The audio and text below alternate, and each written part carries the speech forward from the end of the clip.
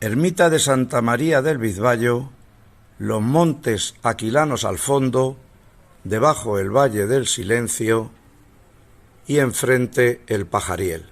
Estamos en casa de Javier Domínguez.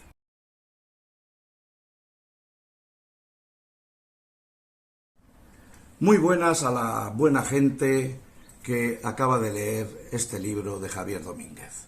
Estáis viendo una panorámica de la casa donde vive con Mari Carmen. Hemos visto el Pajariel, Monte Pajariel, al fondo de los Aquilanos y una ermita que es su visita y sus vistas diarias. Aquí tenemos a Javier Domínguez. Buenos días. Buenos días. Y vamos a hacer una especie de entrevista sin ser profesionales ninguno, ¿no? Vamos a adornar lo que hemos escrito en el libro con algunas preguntas para que se oiga tu voz, ¿no?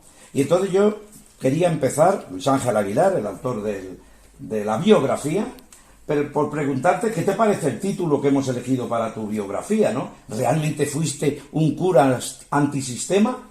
¿Antisistema? Sí.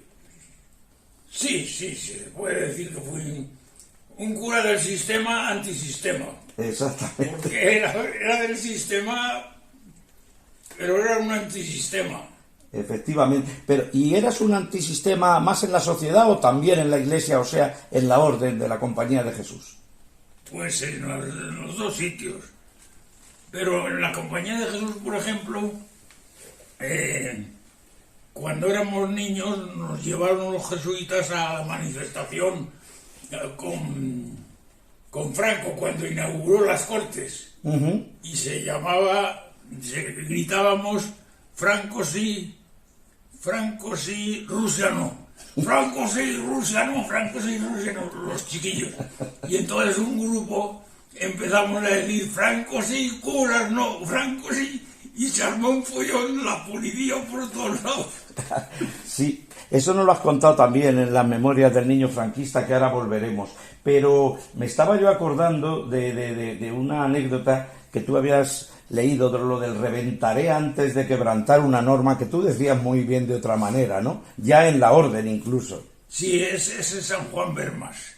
Hay 3 santos jesuitas jóvenes, que son San Estanislao, San Luis Gonzaga y San Juan Bermas. Ajá. Estanislao y Luis Gonzaga son de la alta burguesía, bueno, de la alta nobleza. Los Gonzaga y los Cosca. Ajá. Entonces, y San Juan Bermas no, San Juan Bermas era de clase media. Y entonces San Juan Bermas entró en la compañía y le santificaron porque fue un hombre sacrificadísimo. Ajá. Y su norma era reventaré antes que quebrantar una regla. Y a nosotros nos enseñaban que teníamos que reventar antes de reventar. Y tú ya desde el principio decías que nanay. Desde el principio dije que era nanay. Que quebrantaré todas las reglas antes de reventar. Que es lo lógico, ¿no? Es lo lógico, claro. Porque no vas si a... revientas...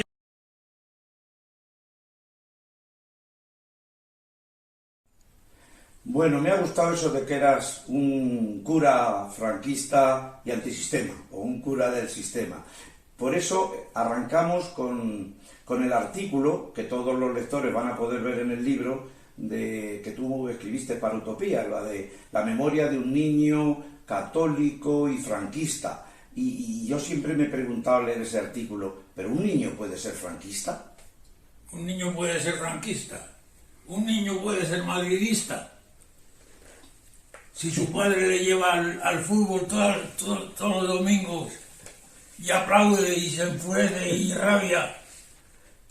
Es madridista, claro. Es madridista, pues un niño puede ser franquista y puede ser de todo. Ajá.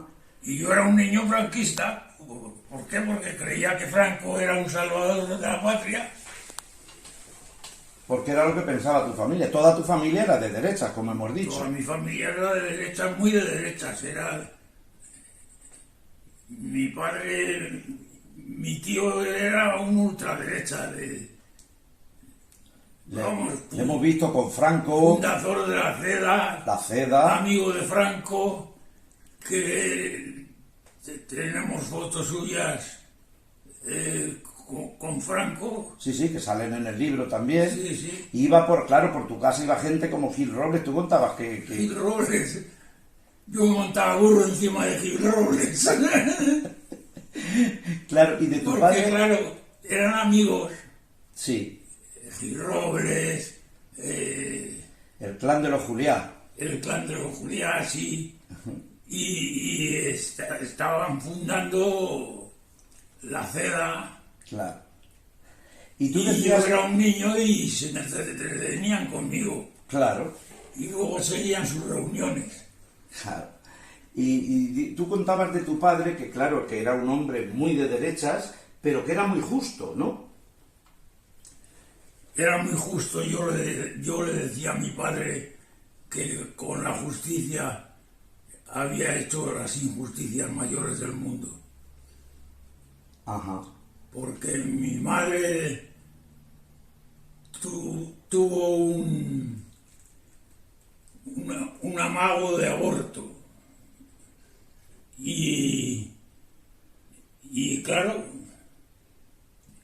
le dijeron a mi padre que si no abortaba, que si no moría el niño y abortaba espontáneamente, que podía morir mi madre. Y entonces dijo que sea lo que Dios quiera. Que sea lo que Dios quiera. Claro, para el contexto, si no han leído todavía el libro, porque eso lo contamos ahí, claro, Javier, tú tienes 9 hermanos, sois 10. Somos 10. Y tu madre está embarazada del 11º hijo. Sí. ¿No? Y entonces se le presenta mal, imagínate... No del 11º hijo, no, que no éramos 19. No, del 11º. Del 11. No, está embarazada del 11. Eso Del 11, sí. claro. Y entonces, ya con su edad y con 10 hijos, se le presenta una complicación y lo más recomendable y lo más razonable, pues oye, pues si tiene que abortar, que aborte. Pero en esa sociedad no se permite, y ni siquiera tu padre, prefieren hacer caso a los confesores y a la iglesia, y que si muere tu madre, pues que sea lo que Dios quiera, ¿no? Era el... Claro. Y eso a ti ya te parecía una aberración, ¿no? Eso es una aberración. Pero vamos, esa aberración incluso desde el punto de vista católico. Desde el punto de vista cristiano. teológico. Claro. La instalación del doble efecto y, en fin, Y el mal menor. y el mar menor. Claro. Ajá. Pues menos mal que al final la naturaleza fue sabia, ¿no? La naturaleza fue sabia y echó a la criatura, sí. Abortó de manera natural.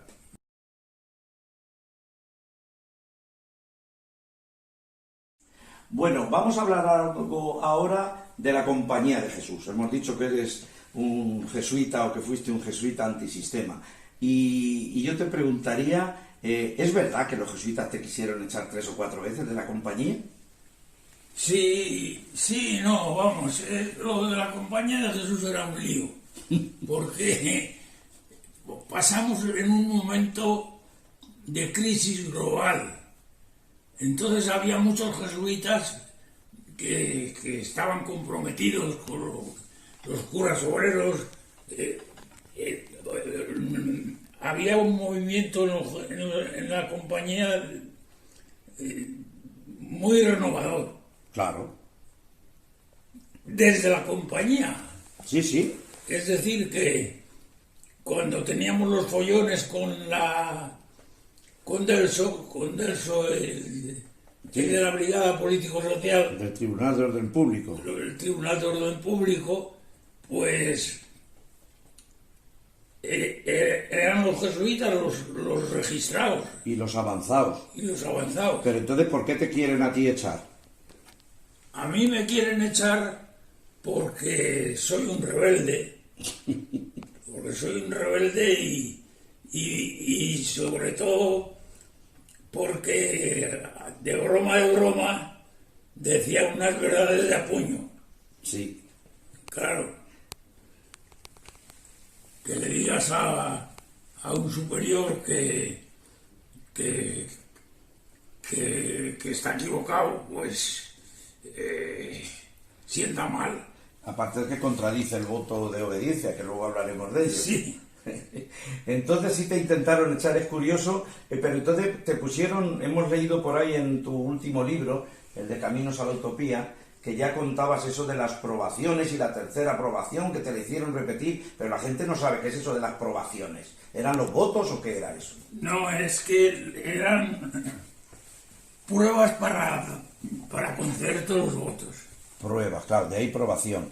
De ahí probación. Y entonces eran unas pruebas que vivir de limosna un mes, salir a la calle, predicar, en fin, había una serie de pruebas que las tenías que superar. Y entonces te decían, puede usted hacer los votos. Ya puede cantar misa o hacer los votos. ¿Y la tercera aprobación cuál es? La tercera aprobación es la última. Cuando ya uno es sacerdote, Ya has cantado misa. está ordenado, ha cantado misa, ha hecho todos los estudios, entonces es un año, diríamos, de retiro espiritual. ¿Y ese es el que te hicieron repetir? Es el que me hicieron repetir. Y si no lo aprobabas o no te daban el placet, entonces eras cura, pero no... Me lo hicieron repetir como castigo. Y entonces lo repetía en Gandía, con un viejo, el viejo Segarra, Ajá. que tenía mucho sentido común, era muy conservador, pero tenía mucho sentido común. Y entonces él escribió a Roma diciendo que ya está, que había estado 3 meses ya, había hecho un mes de ejercicios espirituales, que si me podía terminar la tercera aprobación. Fíjate, y es curioso, yo te arrancaba en esto porque tú después has sido 48 años jesuita. Sí. Más bien profesor y demás, pero bueno, eso lo contamos en el libro. Y es curioso que 3 veces te intentan echar y luego cuando tú conoces a Mari Carmen, de la que luego hablaremos, con la que te casas, pides la dispensa, tú te quieres ir y entonces como que no te dejan. Es que ya habían cambiado un poco las cosas. Entonces me llevaron al psiquiatra. Te mandaron al psiquiatra, sí, sí. Vamos a publicar también ese juicio sumarísimo que te hicieron más que en el top, para ver si estabas loco o no, ¿no? Sí, sí. Era curioso. Es decir, que mandaban al psiquiatra porque te habías enamorado de una mujer. Y eso era de psiquiatra. Eso era de psiquiatra. Y no es que estabas loco, sino que te habías enamorado locamente. Has puesto Claro. en alguno de los libros, ¿no? Sí, sí. Sí, que Mari Carmen dice que no se lo has dicho nunca, que te enamoraste locamente. Es que... no sé. Mari Carmen no le gusta, o sí le gusta. A mí no me gustan mucho los mimitos y por naturaleza, no sé. Sí, tú has sido muy... Eso decía el informe, ¿no? De la psiquiatra, ¿no? Soy un poco seco, Que eras seco y que no mostrabas los sentimientos, ¿no? seco y cálido, que decían los clásicos. Está estupendo. Pues nada, en el siguiente bloque vamos a hablar de los votos, de pobreza, de castidad y obediencia.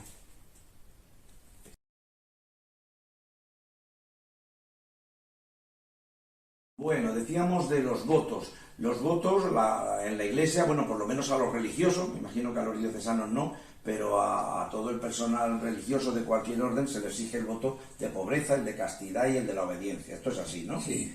A ver, háblanos del de la pobreza. ¿Tú cumplías el voto de la pobreza o con eso de que dabas clase tú eras un rico jesuita? Bueno, el voto de pobreza es un voto relativo, porque tú no puedes ser propietario de nada, pero si, con permiso puedes hacer lo que te dé la gana, puedes ser riquísimo. Y es lo que pasó, que os dieron permiso a los que trabajabais. A los que trabajábamos nos dieron permiso, sí, para ganarnos la vida y disponer de ese dinero. De modo que ahí no iba contra la pobreza. Ya. Tú no fuiste un cura obrero, aunque realmente te ganabas de tus clases de profesor. No, nunca fui cura obrero ni me admitieron. Ni me admitieron porque eso de profesor era burgués. Claro. Y En había aquellos que tiempos. ser obrero. De la clase obrera que tú has escrito tanto. Y entonces yo nunca fui cura obrero, Claro, sino que me ganaba con clases. con clases. Pero realmente cuando tú te secularizas sales con una mano atrás y otra adelante, como a ti la compañía no te da un duro cuando al final te secularizas para casarte con Mari Carmen. No, pero salgo con un puesto de trabajo y un sueldo. Bueno, porque tú ya te lo tenías y te lo habías ganado civilmente. Sí, sí. Pero el voto de pobreza lo cumpliste, ¿no? A ver, el de castidad es el que a veces nos pregunta tanto la gente, ¿no? Porque eso de que un cura se case y que aún no esté reconocido el celibato opcional, pues sigue teniendo cierto morbo y cierta falta de lógica total, ¿no? Entonces, la pregunta sería, ¿tú cumpliste con el voto de castidad? Cumplí hasta que conocí a Mari Carmen. ¿Cuándo tuviste claro que tenías que colgar los hábitos? Cuando me enamoré de Mari Carmen. Entonces yo tenía dos opciones. Una, de tener una querida, Como hacían muchos. como hacían muchos, ocultándolo. Y otra, de salirme, pedir dispensa. Pediste dispensa. Que esa te la dan en dos fases, ¿no? Primero la dispensa de la orden, las dimisorias y después la dispensa del Papa, ¿no? La dispensa del... Entonces era muy difícil que dieran dispensa del celibato a un cura. De tal manera que no... Y lo que hacían era echarte Sí, pero a ti sí te concedieron las dimisorias a los 2 años. a los 2 años. Y tú Yo ya estabas... me marché con lo que quedé medio excomulgado y pedí las dimisorias. Y las dimisorias me llegaron a los 2 años. Y tú ya estabas con Mari Carmen.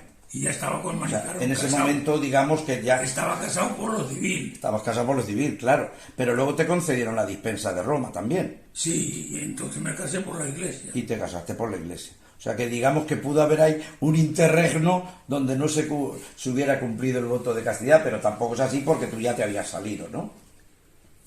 Bueno, tardé 3 años en salir. Fíjate, algunos ni eso lo consiguen hoy. De modo que sí. Sí.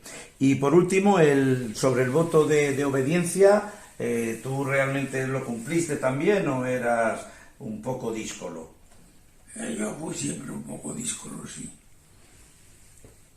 Porque yo tenía la teoría de que no había que obedecer a tonterías. A tonterías que muchas veces eran. A tonterías no se obedece. Ni del jefe, ni del superior, ni del papa, Ni del ¿no? Papa ni de nadie. Y tú eso lo decías. Y entonces sí, lo decía. Y claro, es que hay una anécdota de San Ignacio que dice que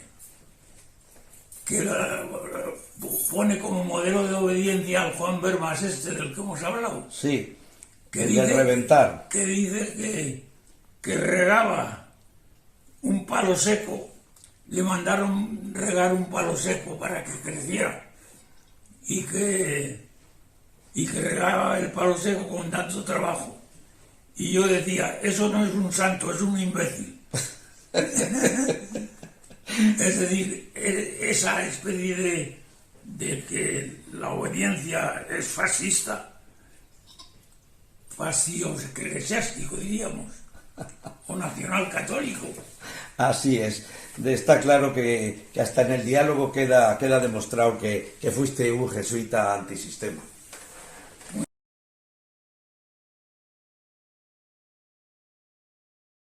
Bueno, Javier, precisamente por esa forma tuya de ser y de obedecer y de ser antisistema, como decimos en el libro, al final te tocó irte a Alemania, decimos en el libro que por patas.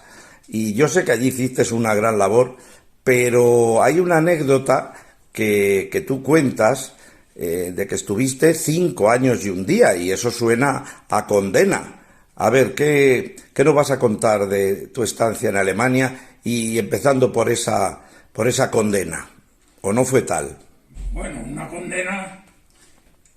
Cuando yo volví de Alemania, caí en la cuenta de que cumplía 5 años, que había estado en Alemania 5 años. Justos. Y eran las 11 de la noche, las 10:30, las 11. Y dije, pues me quedo aquí en la frontera y para poder decir que he estado en Alemania 5 años y un día. Ah, te quedaste unas horas, ¿no? Esperé un par de horas, sí, allí en un bar. Venías de Nuremberg. Venía de Nuremberg, sí. Bueno, y eso fuera de esa broma que... Bueno, es una broma, pero no tan broma. No tan broma, ¿no? Que Alemania fue un destierro. Es decir, un destierro voluntario porque me querían meter en la cárcel. A mí me avisó la Paca Sauquillo, van por ti, y cogí el coche con unos amigos y nos fuimos a Alemania. ¿Y allí había un puesto de la OA curiosamente reservado para ti o fue que surgió? Bueno, es que había habido antes unas conversaciones, había tenido yo unas conversaciones ya con ellos para ir como conciliario de la OAC alemana y habían aceptado. Para trabajar con los emigrantes españoles, ¿no? Para trabajar con la OAC. Sí, pero tu trabajo era con emigrantes, ¿no? No, entonces no me admitieron, suprimieron el cargo de capellán de la OAC. Porque no querían que yo fuera capellán, porque se temían cualquier cosa, y me dijeron que no, que de la OAC nada, que eso se suprimía. Y que si quería me quedaba en Nuremberg como cura de misa y olla. De misa y olla. Y entonces yo les pregunté y me dijeron, pues quédate aquí y arreglamos mientras tanto a ver si se arregla lo de la OAC. Ajá. Porque la vuelta a España no estaba complicada, te decían que no volvieras, ¿no? Porque aquí la vuelta a España no podía. Te buscaba la policía por aquel libro del sindicalismo, ¿no? Me buscaba la policía por el libro del sindicalismo, por la vanguardia obrera, por un montón de cosas. De hecho, llegaste a pasar por el Tribunal de Orden Público, ¿no? El juicio aquel de Cascorro. Sí, el juicio de Cascorro. Ese fue muy divertido. ¿Por qué fue divertido? Porque el juez de Cascorro, el pobre,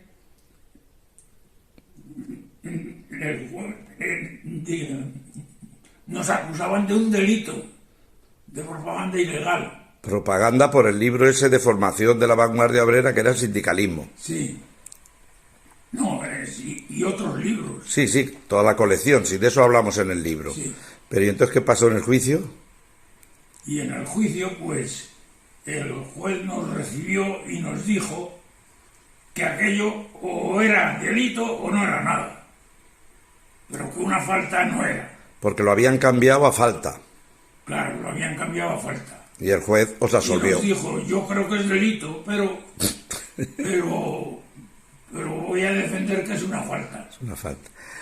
Bueno, y volviendo entonces a Alemania, que es donde estábamos en este capítulo, allí ejerciste también un poquito de asistente social, que se decía entonces, más que de cura, ¿o no? Claro, en Alemania, cuando yo acepté el quedarme en Alemania como cura de Nuremberg, como capellán de Nuremberg, ¿cómo se llamaba entonces? Se llamaba capellán, sí, capellán de Nuremberg. Sí. Pues entonces me tenía que ocupar de la misión de Nuremberg, de los inmigrantes de Nuremberg, Y claro, eso me llevaba todo el día, porque tenías que hacer de intérprete, era una especie de chica para todo. Claro. Porque tú sabías alemán, claro. Yo sabía alemán suficiente, más que los chicos, que los otros, pero tampoco sabía mucho. Hacías de alumno aventajado con los compañeros. Sí, de alumno aventajado, no. Hacía de cura, es decir, que cuando un español tenía un problema, pues lo primero que hacía era ir a la misión. Claro. Mire usted que me acuerdo que el primer follón que tuve yo con los alemanes fue por unas mujeres que se vinieron a vivir con su marido, sin permiso de la policía. Ya. Y estaban sin permiso. Y las cogieron trabajando por una denuncia. Y las metieron en un coche, se las llevaron a la cárcel y no avisaron al marido. Y entonces no le dejaron al marido verlas. Y el marido, el pobre, vino a la misión y dijo, me pasa esto. Y entonces yo escribí un artículo en un periódico de Nuremberg que decía exactamente encarceladas por dormir con sus maridos sin permiso de la policía. Y se armó un follón. Claro. Porque claro, es que yo iba contra los derechos humanos, contra todo. De todas maneras, tú me habías dicho que a los emigrantes españoles los alemanes no nos trataban mal, ¿no? No nos trataban mal, no. Cuando teníamos todos los papeles. O sea, que eran muy tajantes con los no papeles. Pero aún así... Los alemanes tenían el sindicato alemán, para que no bajaran los salarios, dijo que los emigrantes, y las emigrantes sobre todo, tenían que cobrar absolutamente lo mismo que los alemanes. Lo mismo que aquí en España. Sí. Sí, por la otra punta, claro. Por la otra punta. Ojalá y tratáramos nosotros aún así como nos trataban ellos, ¿no? O como nos han tratado en América Latina los emigrantes, ¿no? Y así, eso es lo de Alemania. Muy bien. ¿Te acuerdas de algunas palabras alemanas? ¿Eres capaz de recordar alguna frase o alguna canción? Alguna canción, sí, pero son nazis. ¿Son nazis? Claro. Como... Yo tenía un camarada. Eso eran canciones... A nosotros de niños nos enseñaron las canciones nazis. Claro. Pero el himno alemán no es nazi. El himno alemán no es nazi, pero es muy, vamos, el himno alemán, Deutschland, Deutschland y Gales, Alemania, Alemania, sobre todo en el mundo. Es, diríamos, muy patriótico. Ajá.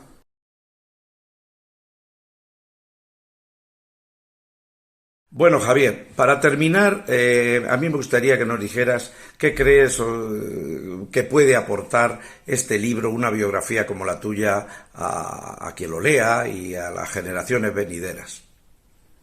Bueno, yo quisiera aportar unos datos muy importantes para la historia. Es decir, que todo esto se ha olvidado. Me acuerdo con mi sobrina un día que me dijo, Gita está loca, me ha dicho que por tirar unos papeles os metían en la cárcel. Es decir, que han pasado cosas tales que cuando uno las cuenta nadie se las cree. Y Claro. entonces, que la historia se mantenga, el recuerdo, ¿qué menos? Estamos hablando de la historia de la guerra y de la posguerra, ¿no? La historia de la guerra, de la posguerra y de la transición. Tú dices que eres... Esto ya está, el libro este está, el artículo este está ya escrito en la transición, Ajá. que es del año 89. Y por eso dices que eres como un testigo vivo, viviente. Dices Sí. por ahí, vivo y coleando. Un testigo viviente de lo que pasó. Es decir, que tu sobrina se crea que son cuentos chinos y que está loca su tía porque le dice que le metían en la cárcel por un papelito. Que los papelitos eran los cuadernillos de formación que Los dabais, papelitos eran panfletos que panfletos, se tiraban por la calle. pero no eran solo panfletos, también eran los libros pequeñitos de formación, que en el momento que había más de 3 copias ya se consideraba eso Sí. propaganda, ¿no? Sí. Bueno, ¿y qué más puede aportar el libro, esta biografía de un jesuita antisistema? El mundo de los compromisos donde anduviste, ¿no? Sí, lo primero es que no se olvide. Que no se olvide que hubo...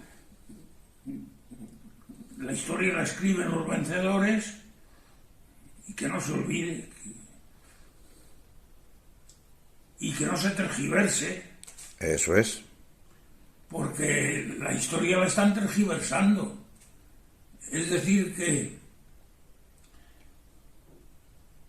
cuando te cuentan la historia de la guerra y de todo esto, pues resulta que los fusilados eran unos antiespañoles, anti todo, eran subversivos. Y claro, eso no es verdad. No es verdad. Así es. Y luego también pues hablas de esos compromisos de la vanguardia obrera o de las comunidades o del SICSAL. Eso es importante también, que no lo conoce la gente, ¿no? Sí, los compromisos con América Latina, pues la gente los conoce bastante, yo creo. Vamos, está, por lo menos en América Latina sí. Acabo de recibir esta mañana un correo de Nidia Robo, que es la dirigente del pueblo indio, dándome las gracias por un apoyo que hemos hecho puramente verbal desde España. Ajá. Sí, es cierto que va entrando ya más lo de América Latina con los distintos boletines y lo que se ha hecho en el Comité Oscar Romero, pero por ejemplo de España lo que contamos de la vanguardia obrera y aquellos gérmenes que luego fueron la ORT y demás, eso no lo sabe la gente y tú estuviste ahí, ¿no? Eso no lo sabe, ¿no? ¿Qué era la vanguardia obrera? La Vanguardia Obrera era una organización que llevábamos los jesuitas, una organización obrera que empezó por unos jesuitas absolutamente conservadores, porque los padres Granda, y lo fundaron. Y nos llevaron a unos jóvenes jesuitas de conciliarios, de ayudantes. Y cuando llegamos de ayudantes, pues le salimos un poco rara. Porque además de ayudantes fuimos contradictorios y luchamos contra ellos. Muy interesante. Bueno, pues nada, este era el último apunte del vídeo, era como la despedida y como tal te quería decir, bueno, tú estás a punto de hacer 94 años. Ya te has reenganchado varias veces en la vida y con estas condiciones que tienes, ¿qué mensaje querrías, qué saludo dejarías como despedida? Tú aún tienes cuerda. ¿Qué saludo dejaría como despedida? Pues, qué sé yo, que sigan adelante, que luchen por la verdad, que lo importante es eso, y que vale la pena, aunque se pierda. Es decir, que desde que los que fueron vencidos en la batalla del Maratón quedaron como ejes de la historia, los vencidos hacen la historia a veces. Y entonces que nunca se dé por vencidos. No sé, algo de eso diría. Claro que sí, ni un paso atrás. Pues muchas gracias, Javier. Vamos a ver si terminamos esta obra y vida tuya y la podemos contar. Este será un testimonio que quedará ya, como tú dices, en el mundo mundial. Un abrazo.